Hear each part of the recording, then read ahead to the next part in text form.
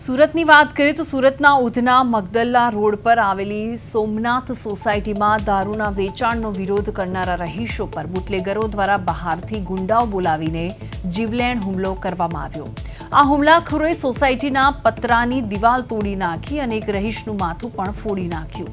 આ ઘટનાના CCTV footage social media પર ખૂબ જ વાયરલ થઈ રહ્યા છે અને સુરત પોલીસના પેટ્રોલિંગ સામે ગંભીર સવાલો ઊભા થયા છે।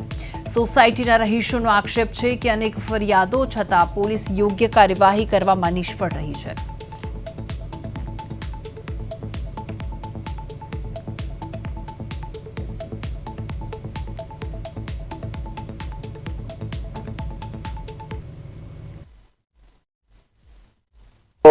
તો ચાલતો હતો ત્યાંથી દૂર ઉભેલો હતો, પથ્થર માર્યો તો મને વાગ્યો। એ ખબર જ નથી કોઈ પથ્થરની પછાડી એટલે કઈ ખબર પડી નથી અમે તો સામેથી કઈ કર્યું જ નથી, એ લોકોએ સામેથી વાર કર્યો છે। આ રાતના થયું 9:30 ગાળામાં। ગઈકાલે